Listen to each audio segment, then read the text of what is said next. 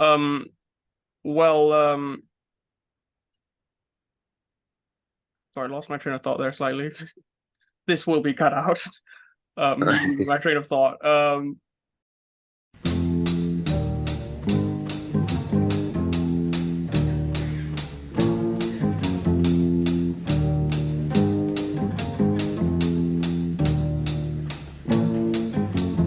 Welcome to the second episode of the Course Directory, the podcast where I interview students about what course they study and tell us a little bit about it. I'm your host, Naufal, and today on the second episode, I have another one of my very good friends on to talk about their course. Would you like to introduce yourself? Hi, my name is Mohammed. I'm doing BBA in finance at Simon Fraser University, and I'm having a lot of fun. Well, really, the first question I ask people on this usually is, did you want to go to university? Yeah, I did. I think I did. Did you have any struggles of thinking about like what it is specifically that you were going to do when you went to university? Yeah, yeah. There was a lot of discord, I suppose, within me when I was trying to pick what I was going to do. And I kind of just figured on business because it was easy and standard, and it was just so well. They told me it was versatile. So I figured, I should just do that instead of something like STEM, which, like in my mind, before I started university, I wasn't very academically inclined. Um, I did pretty like average on my GCSEs, and I only took five. Like I only took five GCSEs. I did pretty like I only got like Bs and Cs. So I figured that I should just take the easy way out, I suppose, because like since I was young, like I was always pressed. Like I was always told that you're gonna go to university. That's like the path you're gonna take. And I figured that if I was gonna go, I might as well just do something I could just easily do and get it over with. And my family has a history of doing business, so Mm-hmm. Right. Okay. So, well, you said just now at the beginning, I mean, you said with a bit of a wry smile that you're really enjoying it, but so I Mhm. mean, so are you enjoying your course then now that you are doing it? No, No. Okay. no, I lied. Right. Yeah. I think. Well, it was fair enough. I mean, as I said, it was a pretty wry smile. I kind of figured you were Yeah. you were being sarcastic there. So what was like the prerequisite that you had to take before getting onto that course, or that you did? Um, just GCSEs. Did my GCSEs. I went to Sunway. They allowed me to just go straight into an undergraduate program. I did 2 years here. So, if you're familiar with the American system, you have to take 120 credits to graduate. I did 60 credits here, transferred them over to Simon Fraser University in Canada, and I'm just finishing the rest of my credits there. So, literally just my GCSEs. That was Right. a pre. Okay. Yeah. So I mean, well, what you just described there is kind of similar to like what I associate with as being like twinning programs, like where you do Yeah. kind of like Yep. half a degree Yep. in Malaysia and then half degree somewhere else. So it is pretty similar to a twinning program then. It's exactly that. Yeah. It's a twinning Okay. program. And I mean, I asked this as well in the previous episode about what the academic calendar looks like. I mean, I feel like I can't say most people really because it's different in different countries, but like where we were growing up in Malaysia, Mhm. the most common form of academic calendar when you're in secondary school is to start in January and end in like November or December, Right. which isn't really common in other places. But what is your like when does your year start, or when do your terms or semesters start and when do they end? Yeah. So it's a semester based program. You can have up to 3 semesters in a year, or even four. But I'll explain that. So the spring semester starts in January, goes until April. Then you have a bit of a break. Then the summer semester starts in May, goes until July or like August, like the first week of August. And the fall semester starts in September, ends in December. So each semester is about 14 weeks, excluding the final exam week, I believe. And in the summer you can take 2 intersessions, so it's 2 shorter semesters if you choose, but they have a very limited course selection in those. Mm-hmm. But yeah, that's basically the structure. Okay. All right. So I mean, now that we've got kind of that stuff out of the way, I'm gonna start asking you more about the details of like what you like, the nitty-gritties of what you actually study. So I Mm, mean, to start off with, like my I think a lot of people know people who studied business in university, or a lot of mm, people have a kind of preconceived notion of like what business is supposed to be like.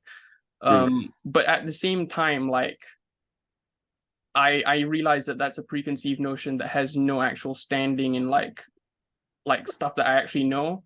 So mm. what I mean, what is the kind of stuff that you actually kind of learn on your course in business? So, okay, so the most basic stuff is basically analyzing your business environment, like analyzing the market, the macro factors. So I'm not sure if you've heard of like a SWOT analysis. No, It's I've not heard of a SWOT analysis. so that's like a macro analysis of your company. It's like strengths, weaknesses, opportunities, and threats. You have to identify all Mm-hmm. those within your company and outside your company. Then there's stuff like Porter's five forces model, which is which are five forces that basically affect the market at large. That's what you kind of learn in the beginning.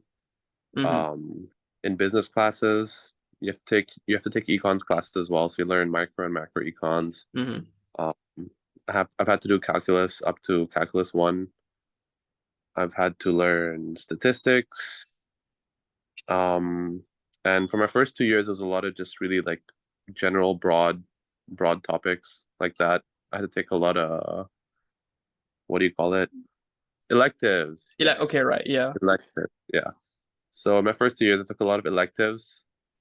Um, I only really did 3 or 4 business classes. Most of it was electives. That's how it's designed in the Canadian and American education system. Mm-hmm. You're doing a lot of electives, a lot of general courses in your first 2 years. The business class I did took was one was my first, like your first business class is the very, very most basics. Like you learn SWOT, you learn Porter's five forces, you learn how to like make a proposal, a business proposal. You just learn these general, really general strategic kind of concepts. Mm-hmm. Then then then you kind of delve into the more micro aspects of how an organization or a company operates. So you have to take a HR class, Mm-hmm. in that you learn all the different you learn like all the different laws, all the different strategies companies use, the different hierarchy kind of structures. You take an organizational behavior class, which delves into the psychology of like organizations Mm-hmm. and how it affects their day to day. And then in my third and fourth, I'm in my fourth year right now. One more semester left. Again, it's just more and more focused. I've had Mm-hmm. to take a business communications class in which they teach how to write like business emails and letters, how to make a presentation, because when you're as my as my lecturer said, when you're making a business presentation, it has to be very, very thorough and very specific because you're presenting to, there's a lot at stake. I mean, by a lot, I mean people's money. Mm-hmm. Yeah. And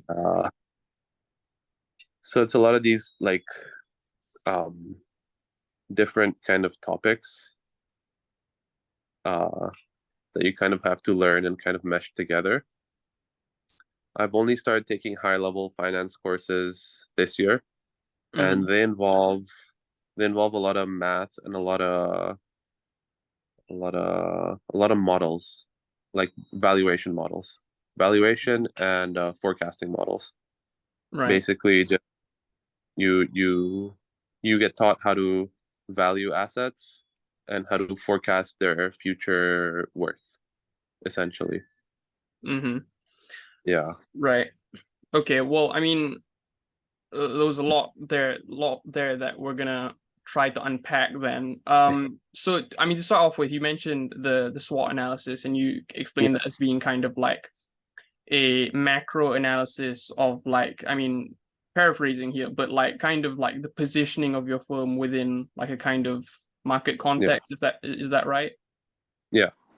Right. So I mean, you mentioned macro, which I mean, to me, having no business experience, like the specific association I have with macro is like in economics of macroeconomics. So Mhm. is it fair to say that that kind of looking at that kind of stuff is sort of looking at the macroeconomics of like operating a business in terms of like, obviously there's logistics and like you mentioned, like HR and things like that that have to do with the day-to-day Mhm. running of a company, but then obviously you need to have like a big picture vision of like what does this company bring to the broader economy. Yeah. Essentially, that's what it is. Right. Okay. Asking you the really detailed question here, like, so, I Mm. mean, what does that mean in terms of like in practice? Like, I could say come up with like an idea of a business, right? Like just Mm. right now, I could come up with one, but then how would Mm. I know in practice that this might be Mm. a good business to actually pursue in like the actual economy? Mm. So I mean, since your business isn't at play yet, you can't exactly get a full SWOT. Like if you're doing a SWOT analysis, Hmm. you can't exactly do a full SWOT analysis. You can kind of gauge some of what your strengths might be, some of what your Hmm. weaknesses might be, um, what opportunities. Okay, so SWOT analysis is like it's how do you say it? It's like on a graph, it's like on an axis. Hmm. So there's internal and external. So internal are your strengths and weaknesses, and external are your opportunities and your threats. The opportunities you might have in that market and the threats you might face from like other companies, um, policies, stuff like that.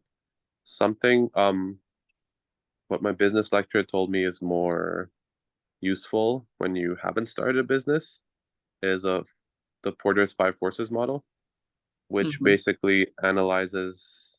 It's more of an analysis of the market at large Hmm. than of the company, and that kind of gives you a better idea of what how your business might fare in that market. Okay, right. So is it like, I mean, again, drawing from my own like basic economics knowledge here, which is Yeah. also kind of a couple of years removed by now, but like in economics, we kind of talk about sometimes like different market structures, like contestable markets and like oligopolistic markets or monopolistic markets. Is it sort of similar to that, like sort of looking at the markets for different maybe goods and services and seeing like how appropriate is it really to try to maybe enter this market? Yeah, yeah. Mm-hmm. So like Porter's five forces looks at competition in the industry. Mm-hmm. So you kind of see like is it oversaturated?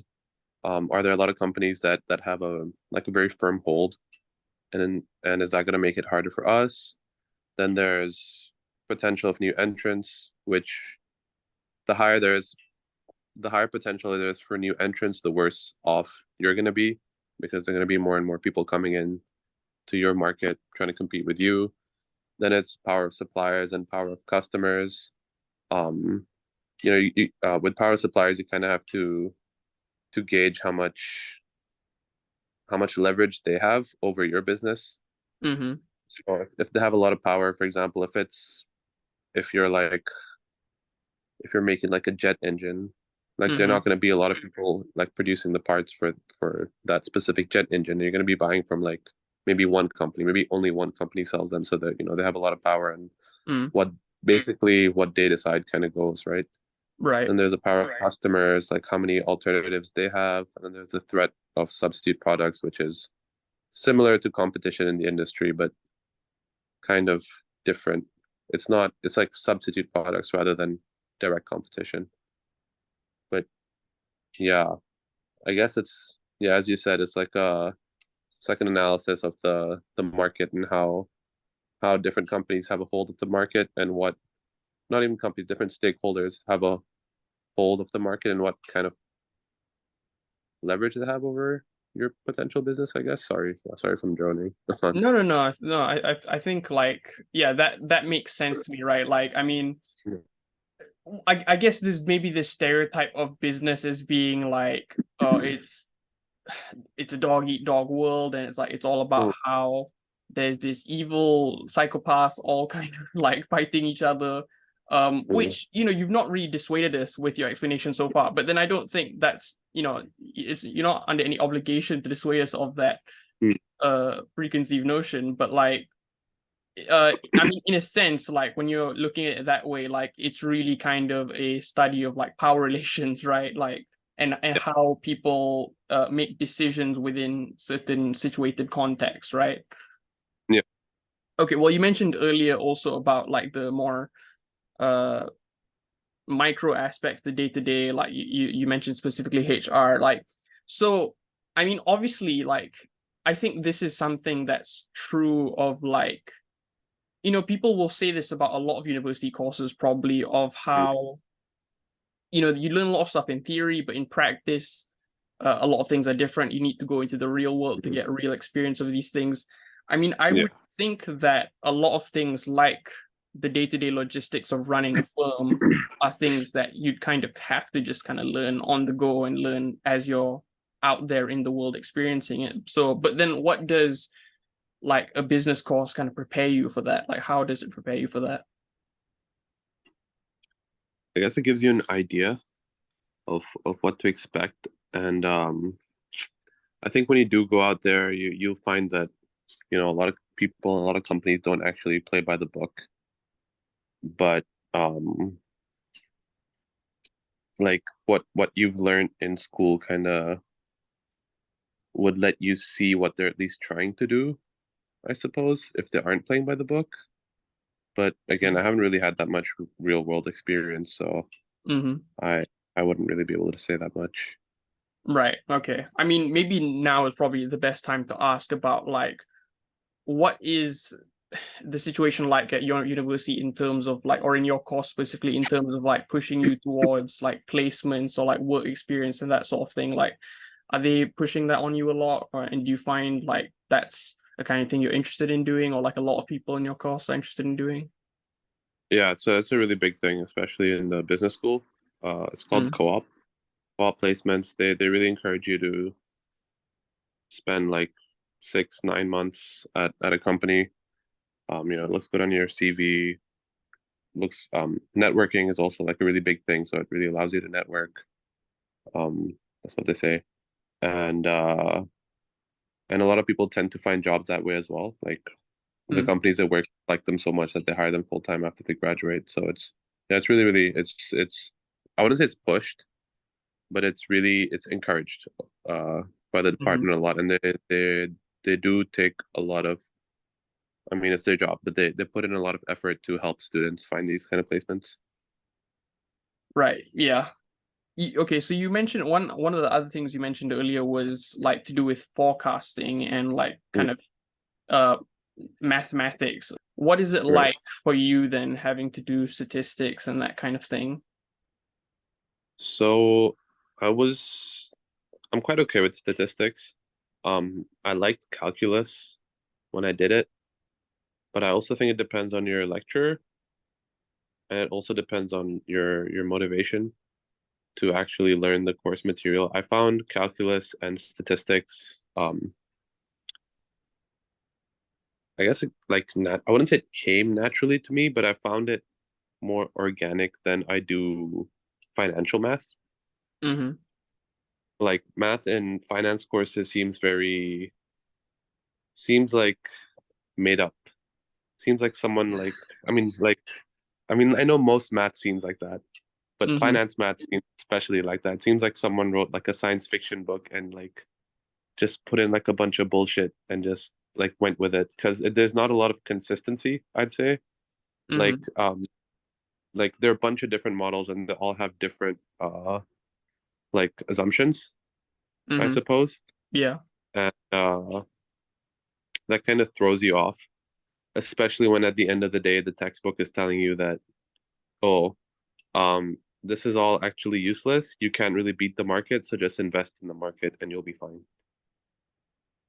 Okay, I mean that's like kind of exaggerated. I mean these models do Mm-hmm. have some use, but Mm-hmm. a lot of textbooks always emphasize that point afterwards. So you kind of feel like, okay, like this is useless. Like what did I just spend four like freaking like 4 weeks of my life learning Right. when Yeah.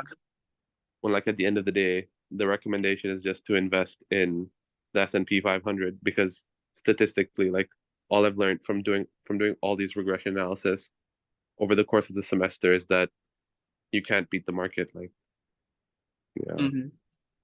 So it really kind of drives me up a wall.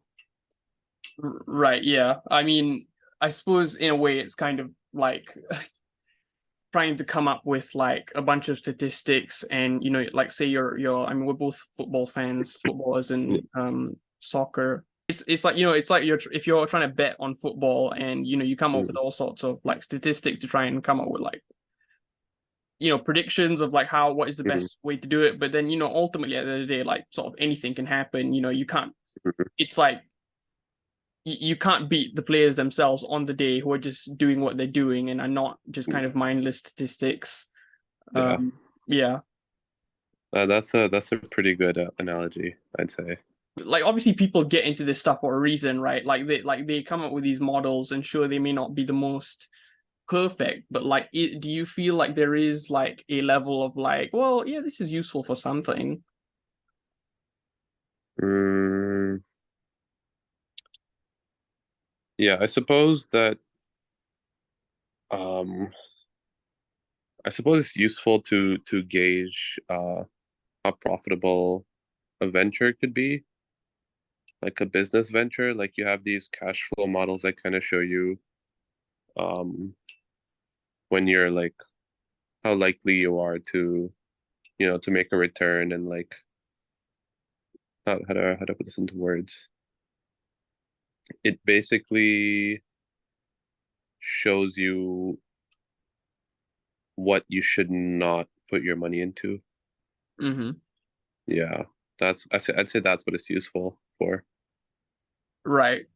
Right. Yeah. So I mean, would a fair way of putting it be that it's essentially preventing you from making the stupidest decisions you could possibly make, but it's not gonna make you win the lottery or anything? Yeah. Okay, well, I mean, I think we've kind of gone through a lot of the meat of what I was Mm-mm. thinking we were going to talk about. One thing I was going to ask at this point is like the credits that you're going to get that you need to, go towards your degree. Like, Mm-hmm. what is the assessments generally like, or like, do you have many different kinds of assessments, and what do they look like?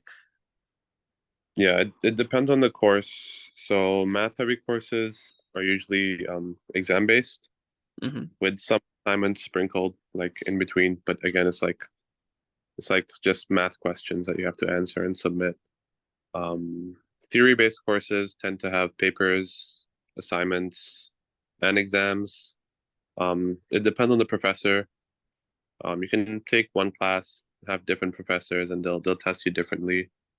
Some professors just like to have it all as assignments. Some professors like to have them all as exams. Some professors mix it up. But yeah, that's about it, really. Yeah, assignments, presentations, exams. Yeah. Okay, I mean, I think we're actually getting towards the end of my interviewing you here. Mm-hmm. Um, so I do have like before we reach the end, and then I have like one final question. I have one kind of miscellaneous question, which is going to have to involve you looking at your Instagram because I'm going to send you a reel Mm-hmm. that I want you to look at. Okay, so I want you to just look at that reel and just give me your reaction to it, and we'll talk a bit about the point raised in the reel.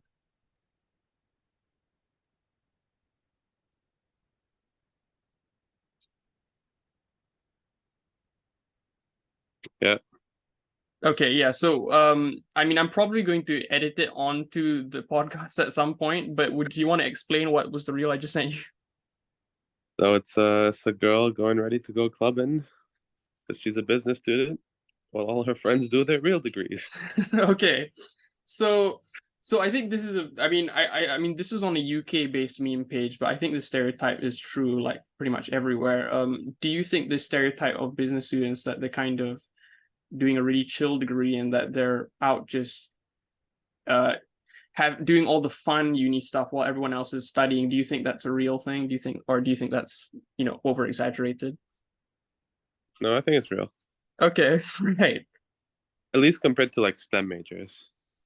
Oh, Because okay. like I mean, yeah, maybe compared to STEM majors, but like, I mean, I think STEM majors, the stereotype is, if anything, the other way around, where it's like they're just always busy and always working hard. But like, do you think, like if we're gonna go on a spectrum, do you think the business majors are just completely like on the spectrum of like they don't have to barely put any effort in? no, I wouldn't say that. Right. Okay. I'd say it's like STEM, then maybe like psychology, philosophy, and then business, and then other courses, I Hmm. think, That you don't want to name for your own safety. for my own for my own personal safety. Yeah. Yeah. You don't need to name them. We won't. We might interview those courses on this podcast at some point, so we can't risk alienating anyone. Sure. Okay, so the last question that Uh-huh. the last question that I ask people on this podcast is, you know, if everyone had to study Mhm, business, mhm. do you think that would make the world a better place? Do you think business is something everyone should study or be forced to study a certain amount of? Absolutely. I think that if we were to profit off of each other, it definitely wouldn't be a pyramid scheme. No, I'm kidding. Yeah, no, I don't think so. I think Okay. it's okay. I think that the good parts of my degree is you learn a lot about how organizations work Hmm. and how they function, how to manage them, how to kind of give them direction, how to like work within them. But I think, I mean, obviously, like my political beliefs. I don't think that business is a very sustainable way to run the world. And I think that if everyone just did business, then the world would like collapse. Yeah, probably the world would collapse. Yeah. Right. Okay. So, I mean, well, the way I framed it in the first episode was, would it be a utopia if everyone studied it? So you're actually saying it would be a dystopia if everyone studied it. Oh yeah. Yeah. Yeah. Okay. So that is it really for everything I wrote down in my notes and questions I had for you. Thank you for being on the second episode. Thanks for having me. I've had two of my very good friends on the first two episodes, and it may be a struggle from this point on to get guests onto this podcast, but hopefully, if people are out there listening and you want to, you're passionate enough to talk about what you study, please message me, please DM me on whatever you can contact me on. I am thinking I'm going to give people the last word if they would like it. Is there anything else you'd like to Mhm. say? It doesn't have to be related to what we talked to today. Anything at all that you'd like to say? Um, yeah, I'd say that financial markets are a pyramid scheme. That's the gist of what I've learned during my 4 years as a business student, studying finance specifically.